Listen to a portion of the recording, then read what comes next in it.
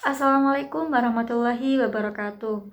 Pada kesempatan kali ini, kami dari kelompok 2 akan mempresentasikan hasil laporan proyek susunan anggaran pada PT Pakis Emas, yakni pabrik rokok, untuk memenuhi tugas mata kuliah penganggaran di satu semester ini, yaitu semester 4 yang dibina oleh Ibu Sriani Mentari, SPDMM. Kelompok kami terdiri atas Naswa Aulia Zalfa Putri, ada Naura Alifi Rahma, ada Nisrina Fatin, ada Nur Khalifatul Jannah, dan saya sendiri Nurul Rahmawati dan Raka Iman Gusra.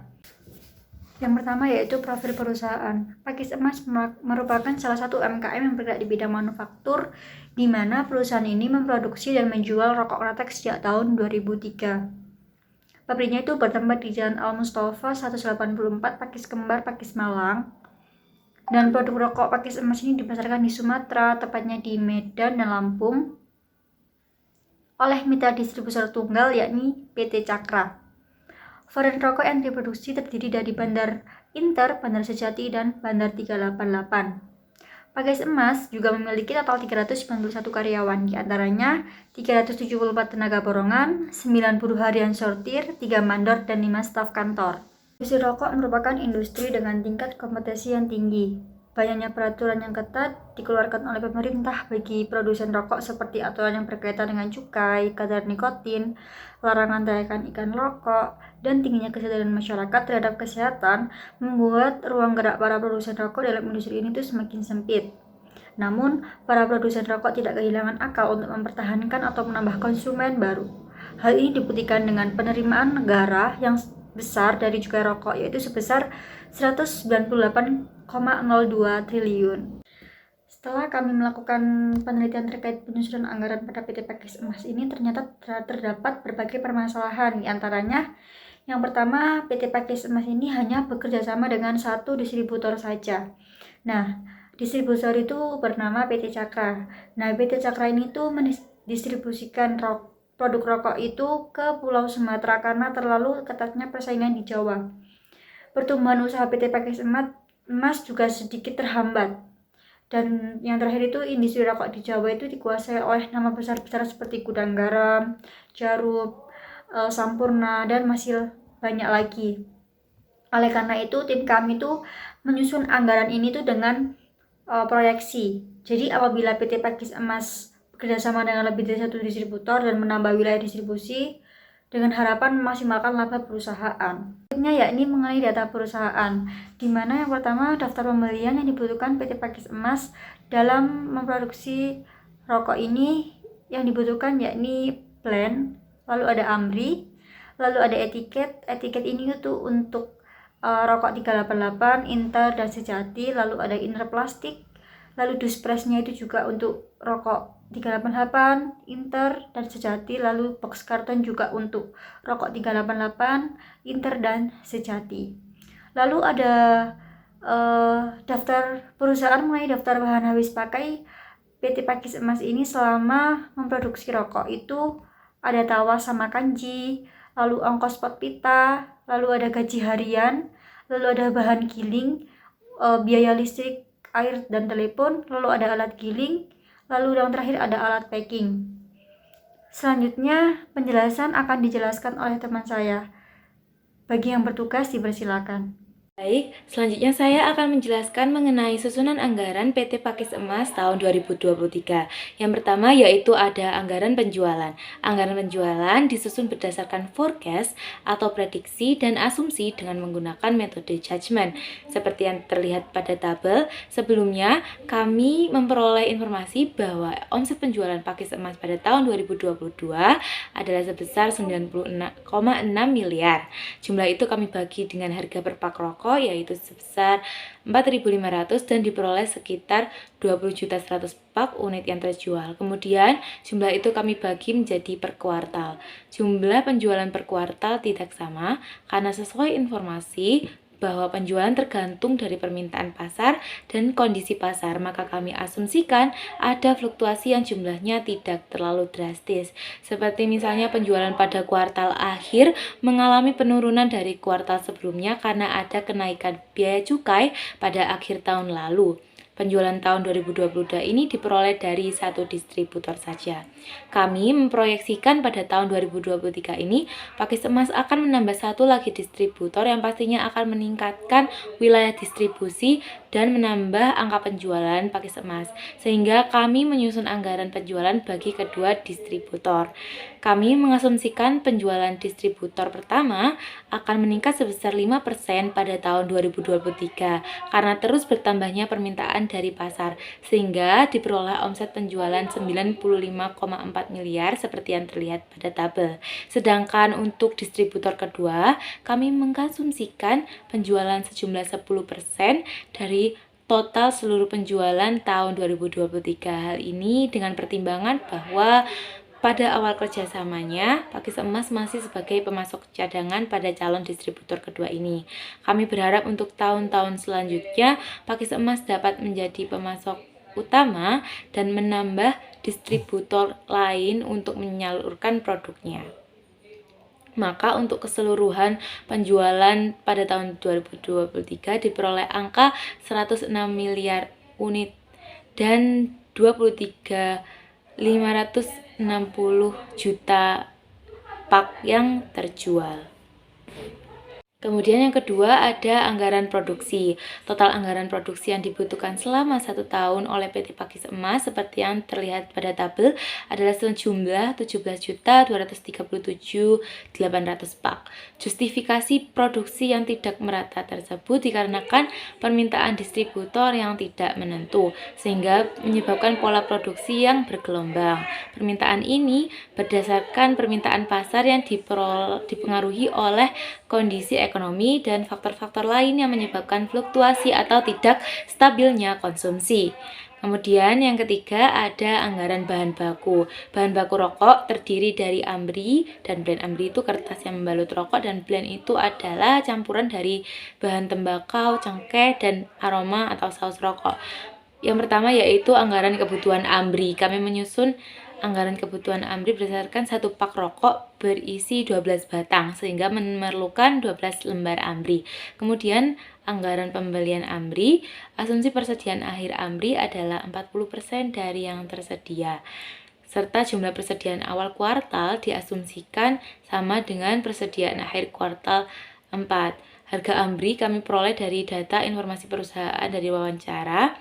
Kemudian ditemukan total 806 juta sekian yang akan dikeluarkan untuk biaya AMRI seperti yang dapat dilihat pada tabel. Kemudian yang kedua adalah anggaran kebutuhan blend. Diketahui bahwa 1 batang rokok ini memiliki berat 1,75 gram sehingga 1 pak rokok beratnya ada 21 gram. Dengan kata lain, blend yang dibutuhkan untuk 1 pak rokok adalah 21 gram juga. Untuk asumsi pada anggaran pembelian blend juga sama dengan asumsi anggaran pembelian AMRI, yaitu persediaan akhir adalah 40% dari jumlah yang tersedia, serta jumlah persediaan awal kuartal 1 diasumsikan sama dengan persediaan akhir kuartal 4 sehingga diperoleh 39 miliar rupiah lebih untuk pembelian blend seperti yang terlihat pada tabel-tabel berikut. Selanjutnya akan dijelaskan oleh rekan saya. Selanjutnya yaitu anggaran tenaga kerja langsung yang terdiri dari anggaran tenaga kerja bagian penggilingan dan bagian pengemasan. Yang pertama, anggaran tenaga kerja bagian penggilingan untuk produksi per pak didapatkan dari anggaran produksi. Untuk produksi per batangnya didapatkan dari total produksi dikali dengan 12 batang. Upah pada bagian penggilingan ini adalah 30.000 per 1.000 batang. Dan jumlah pekerja pada bagian penggilingan sebanyak 292 pekerja, sehingga didapatkan total untuk anggaran tenaga kerja bagian penggilingan per kuartal sebagai berikut. Kemudian untuk anggaran tenaga kerja bagian pengemasan untuk produksi didapatkan dari anggaran produksi, dan upah pada bagian pengemasan ini adalah 32.500 per 800 pak, dan jumlah pekerja pada bagian pengemasan adalah 82 pekerja. Sehingga didapatkan total untuk anggaran tenaga kerja bagian pengemasan per kuartal sebagai berikut. Untuk total anggaran tenaga kerja langsung yang dikeluarkan oleh PT Pakis Emas pada Departemen Penggilingan dari kuartal 1 sampai kuartal 4 sebesar Rp8.325.360.000. Dan untuk Departemen Pengemasan total anggaran biaya pada kuartal 1 hingga kuartal 4 sebesar Rp563.887.350. Selanjutnya akan dijelaskan oleh rekan saya.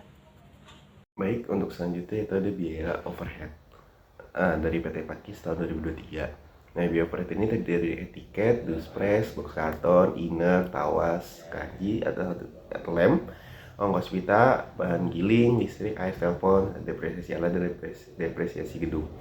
Untuk total overhead ini ada dibagi jadi 4 kuartal. Kuartal pertama itu Rp850.681.900. Kuartal 2 itu Rp1.173.142. Dan kuartal 3 Rp1.959.600. Dan kuartal 4 Rp973.649.038. Kemudian ada anggaran non produksi PT Pakis Emas tahun 2003 itu ada harian souvenir, terus untuk mandor, staf kantor, inventaris kantor, dan cukai. Nah, untuk kuartal pertama total biaya itu Rp9.135.514.000. Kemudian ada kuartal kedua sebesar Rp10.983.404.000.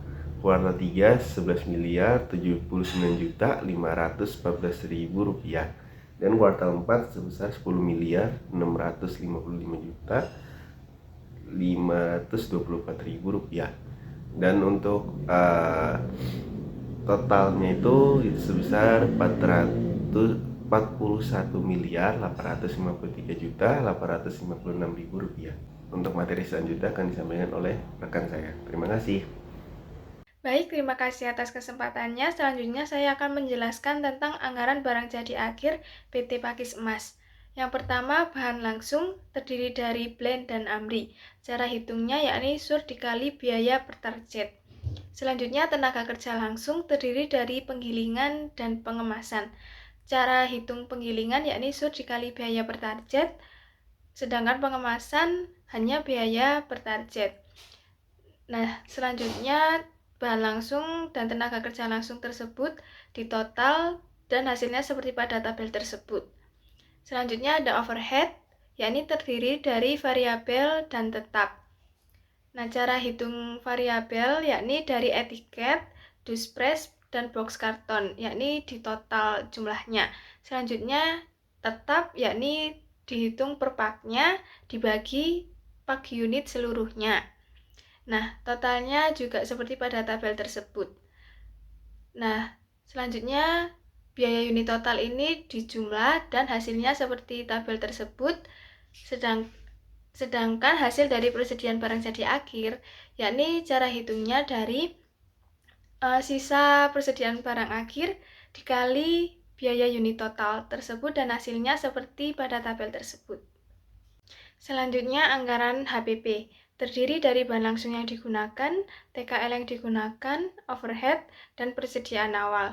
Dan akhirnya akan diketahui berapa persediaan barang jadi akhir PT Pakis Emas. Cara hitungnya yakni bahan langsung yang digunakan dijumlah dengan TKL yang digunakan dan dijumlah dengan overhead. Selanjutnya total tersebut ditambah dengan persediaan awal. Dan selanjutnya total tersebut dikurangi dengan persediaan barang jadi akhir yang sudah kita hitung sebelumnya. Selanjutnya, anggaran kas pada PT Pakis Emas terdiri dari penerimaan kas dan pengeluaran kas pastinya. Nah, pada penerimaan kas ini terdiri dari penjualan tunai. Sedangkan pada pengeluaran kas terdiri dari bahan baku langsung, tenaga kerja langsung, dan overhead. Nah, pada bahan baku langsung ini terdiri dari pembelian blend dan pembelian amri. Sedangkan pada tenaga kerja langsung terdiri dari penggilingan dan pengemasan. Nah, cara menghitung saldo akhir itu dari total penerimaan kas dikurangi total pengeluaran kas. Nah, akhirnya saldo akhir pada PT Pakis Emas ini dapat diketahui totalnya seperti pada tabel tersebut. Selanjutnya yaitu mengenai laporan laba rugi. Untuk penyusunan laporan laba rugi, PT Pakis Emas diperoleh dari penjualan dikurangi harga pokok penjualan yang menghasilkan laba kotor. Setelah itu dikurangkan dengan beban penjualan, diperoleh penghasilan sebelum pajak. Kemudian dikurangi dengan pajak, yaitu PPh badannya sama dengan 20%, diperoleh penghasilan setelah pajak. Pada laporan laba rugi, PT Pakis Emas ini melaporkan total laba kotor dari kuartal 1 sampai kuartal 4 sebesar 52.383.381.306 rupiah. Untuk total penghasilan sebelum pajak sebesar 11.029.525.306 rupiah. Dan total penghasilan setelah pajak sebesar 8.823.620.245 rupiah. Selanjutnya mengenai neraca yang terdiri dari aktiva dan pasiva. Untuk aktiva diperoleh dari kas, kemudian dijumlahkan dengan persediaan bahan baku langsung yang terdiri dari AMRI, blend, alat, dan depresiasi gedung. Sedangkan untuk pasiva diperoleh dari penjumlahan modal usaha dan laba. Pada neraca PT Pakis Emas ini dapat diketahui bahwa total aktiva dan pasivanya sama, yaitu sebesar 1.546.094.852 rupiah. Maka dapat dikatakan bahwa keuangan PT Pakis Emas sehat, yakni nilai aktiva dan pasivanya balance, serta keuntungannya yang stabil setiap bulannya. Selanjutnya akan disampaikan oleh rekan saya. Baik, saya akan menjelaskan mengenai analisis varian, di mana PT Pakis Emas telah melakukan analisis varian menggunakan analisis varian berdasarkan bahan baku. Yang pertama, laporan pelaksanaan pembelian AMRI kuartal 1 dengan rencana jumlah yang dibeli sebesar 60.525.000 dan realisasi sebesar 61.500.000 dengan persentase penyimpangan sebesar 1,61%. Kemudian rencana harga per unit sebesar 3,41 dan realisasinya sebesar 3,3 dengan persentase penyimpangan sebesar 3,23%. Kemudian memperoleh jumlah yang tertera pada tabel. Kemudian analisis varian karena jumlah pembelian memperoleh hasil sebesar 3.324.750, di mana ini menguntungkan. Kemudian analisis varian karena harga bahan mentah diperoleh hasil sebesar 6.765.000. Hal ini juga menguntungkan. Kemudian total varians diperoleh hasil sebesar 10.089.750. Hal ini juga menguntungkan. Kemudian yang kedua, laporan pelaksanaan pembelian blend kuartal 1 dengan rencana jumlah yang dibeli sebesar 105.919 rupiah dengan realisasi 150.500 rupiah dengan persentase penyimpangan sebesar 42,9%. Kemudian rencana harga per unit sebesar 89.333 rupiah dengan realisasi 88.000. Kemudian persentase penyimpangannya sebesar 1,49%. Diperoleh jumlah yang tertera pada tabel. Kemudian analisis varian karena jumlah pembelian diperoleh hasil sebesar 3.992.554.473, di mana ini menguntungkan. Kemudian analisis varian karena harga bahan mentah diperoleh hasil sebesar 200.616.500. Hal ini merugikan. Kemudian total varian diperoleh hasil sebesar 4.183.170.973. Hal ini merugikan.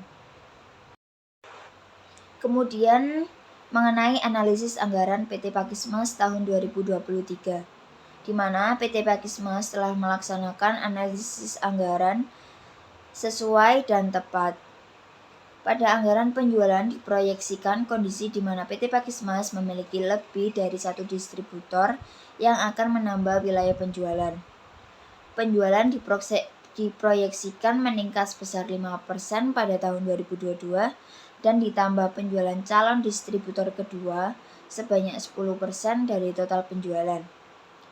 Laporan laba rugi anggaran menunjukkan bahwa PT Pakismas akan mendapatkan laba bersih sebesar 8.823.620.245 pada tahun 2023 jika PT Pakismas menambah satu distributor. Kemudian jumlah ini cukup besar dan dinilai sangat menguntungkan bagi PT Pakismas.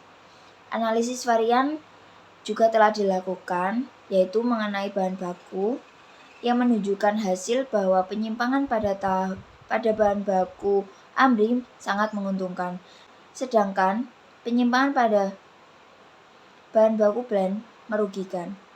Oleh karena itu, perusahaan perlu melakukan penyesuaian dari realisasi tersebut. Selanjutnya mengenai kesimpulan dan manfaat serta rekomendasi. Mengenai kesimpulan dan manfaat, proyeksi anggaran penjualan jika distributor bertambah menunjukkan peningkatan yang sangat signifikan bagi PT Pakismas. Laporan laba rugi anggaran menunjukkan bahwa PT Pakismas akan mendapat laba bersih sebesar 8.823.620.245 pada tahun 2023 sebagai dampak dari peningkatannya penjualan akibat dari distributor yang bertambah. Oleh karena itu, menambah distributor rokok terbukti akan dapat meningkatkan keuntungan dari PT Pakismas tersebut. Kemudian perusahaan dapat mempertimbangkan untuk mengambil keputusan tersebut sebagai manfaat dari penyusunan anggaran yang telah dilaksanakan dan perusahaan akan mendapatkan laba yang lebih baik dan lebih besar. Kemudian, rekomendasi yang dapat diberikan adalah kami menyarankan kepada pihak perusahaan, terutama tim marketing, untuk terus mempromosikan produk yang dihasilkan agar memperluas pasar dan distributor penjualan, khususnya di daerah Malang. Manajemen juga harus aktif untuk mencari distributor yang bersedia memasarkan ke daerah lain seperti Kalimantan, Sulawesi, ataupun keluar negeri. Atau juga bisa di sekitar Pulau Jawa. Alternatif itu harus dipertimbangkan perusahaan untuk menambah jumlah penjualan dan kemudian akan meningkatkan keuntungan perusahaan. Sekian presentasi dari kami, kurang lebihnya mohon maaf. Untuk hasil dokumentasi akan kita pop up pada video berikut. Terima kasih. Wassalamualaikum warahmatullahi wabarakatuh.